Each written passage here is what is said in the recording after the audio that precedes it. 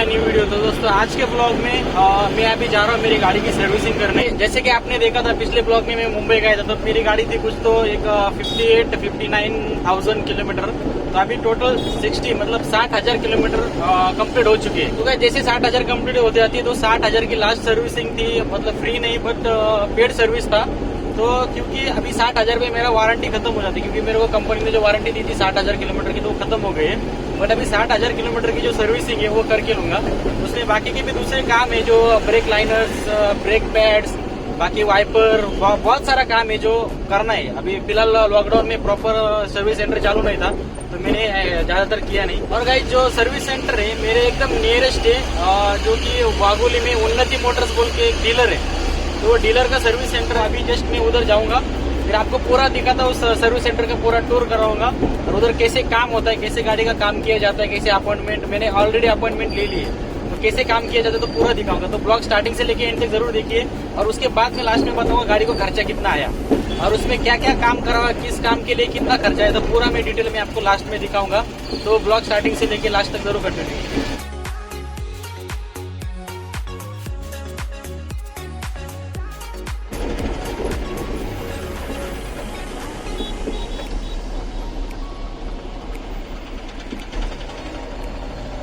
अभी आप रास्ता देखो शोरूम का,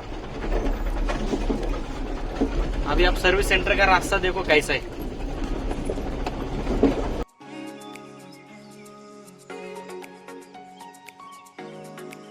ऐसा लगता है कि गाड़ी उधर तक जाने तक पूरी खराब हो जाएगी। रास्ता देखो, खड्डा देखो कितना बड़ा है।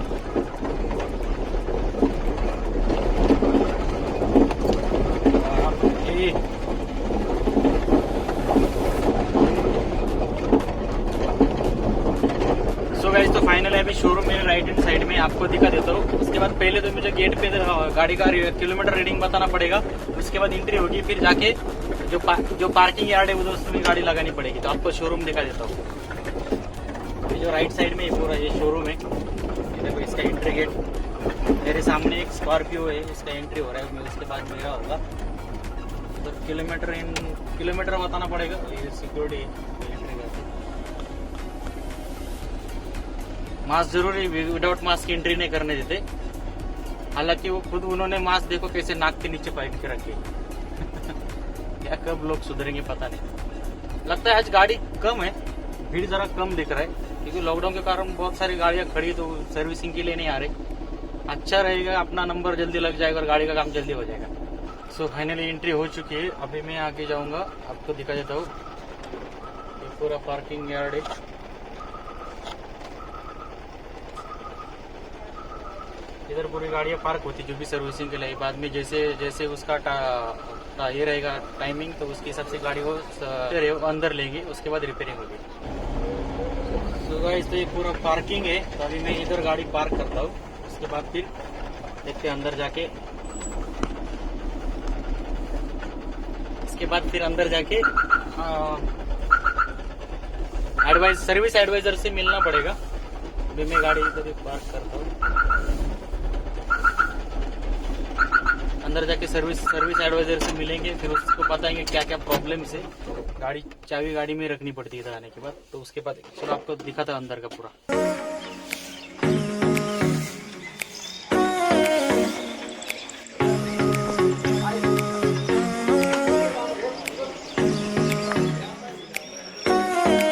गाड़ी नंबर का सर्विसिंग बाकी 10 मेजर लाइन है, regular servicing oil, brake liner से काम।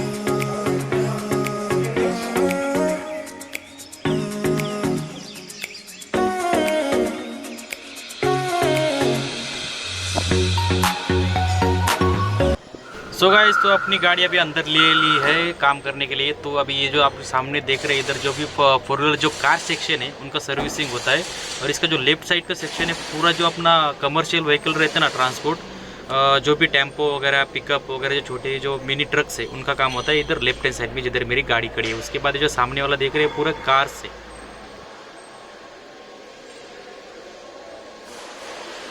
गाइस तो अभी एक जो सामने जो कार देख रहे हैं ना, उसका जो कुछ तो बॉडी का काम चल रहा है, जो उसका बम्पर जो है उसमें डेंट है, तो उसको बाहर निकालने का काम चल रहा है। तो देखो एकदम मतलब ऐसे मतलब कोई प्रोफेशनल तरीका नहीं है, ऐसे निकल रहे हैं। अब एक बार देख लीजिए कैसे निकालते हैं।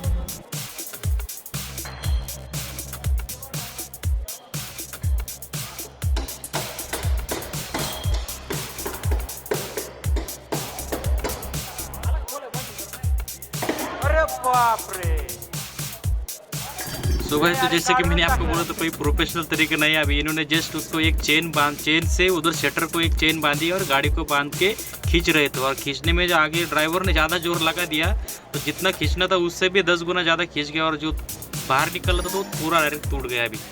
अभी जो लेफ्ट साइड में जो 2 पर्सन खड़े हैं उनकी गाड़ी है, तो उनका देखो कैसे हाल हो रहा है। सो गाइस फाइनली अभी अपना पूरा जो मटेरियल लगने वाला था वो सब आ चुका है। ये गियर बॉक्स का ऑयल है, उसमें जो मिनी पैकेट लगता है 250 ml और 1 लीटर मिलता है। 1 लीटर 250 ml। उसके बाद एयर फिल्टर है, एयर फिल्टर भी चेंज करने वाले 60,000 रुपये। अभी ये इंजन का कवर खोल के जो भी ऑपरेटिंग का जो काम है वो सब करने वाले जो फिटर है। उसके बाद जो सामने ये जो डब्बा ये इसका डीजल फिल्टर है, और डीजल फिल्टर। उसके बाद जो इंजन ऑयल जो राइट साइड में ग्रे कलर के ड्रम में रखा हुआ है कैन में, तो वो भी डलेगा। तो देखते हैं अभी कितने टाइम में कर देते हैं कंप्लीट, ज़्यादा तो कुछ काम नहीं है। तो गाइस तो अभी जस्ट गाड़ी का काम चल रहा था और एक प्रॉब्लम हो गई। प्रॉब्लम ऐसे कि मैं जब गाड़ी सर्विस सेंटर लेके आया तो मैंने उसमें डीजल नहीं भरवाया था। लगभग गाड़ी रिजर्व थी, तो 1-2 लीटर था। उसका काम ये हुआ कि उसका डीजल फिल्टर चेंज किया, और डीजल फिल्टर चेंज करने के बाद जो फ्यूल रहता है तो उसको एयर निकालने के लिए कम से कम 2 से 4 लीटर तक का फ्यूल टैंक में चाहिए, तभी वो एयर निकलता है। तो जो फिटर थे तो उन्होंने डीजल फिल्टर चेंज किया, बट अभी उसमें फ्यूल नहीं, तो फिर अभी मुझे गाड़ी चालू ही नहीं हो रही। मतलब टेस्टिंग के लिए गाड़ी चलानी पड़ती, तो गाड़ी चालू नहीं हो रहा था। अभी देखो मैं ये फ्यूल का एक ऑयल का कैन लेके 5 लीटर का ऑयल का कैन लिया है एम्प्टी, और उसको लेके जा रहा हूँ पेट्रोल पंप पे। अभी जस्ट मैं बाहर हूँ शोरूम के, जो मेरे लेफ्ट साइड में शोरूम है। तो गाइस अभी मैं शोरूम के बाहर हूँ, तो अभी मैंने पैदल कैसे जाऊँगा, इसलिए मैंने पोर्टर से 2 व्हीलर बुक किया है। हालांकि अभी पोर्टर पे 2 व्हीलर भी आप बुक कर सकते हो आसानी से। तो हमने पोर्टर से 2 व्हीलर बुक करिए। पता नहीं 20 मिनट बोले तो अभी 10-15 मिनट हो गए, तो 5 मिनट में आ जाएगी। तो देखते हैं कब तक आती है। तो उसके ऊपर बैठ के जाएंगे पेट्रोल पंप, इधर से 4-5 किलोमीटर है, 10 से डीजल लेके आएंगे, फिर गाड़ी चालू करेंगे। उसके पहले नहीं हो सकती, तो अभी मतलब आधा 1 घंटा और बढ़ गया। तो चलिए देखते हैं अभी क्या होता है, कब तक गाड़ी आती है। और दूसरी एक चीज़ दोस्तों, अभी जस्ट वो जो राइडर है पोर्टर का, उसके साथ बात हुई है, बट वो लेडीज़ है। मुझे पता नहीं था कि अभी लेडीज़ भी उसमें बाइकर्स का काम कर रहे हैं, पार्सल इधर उधर लेके जाने का। तो देखते आ रहे वो कब तक आए।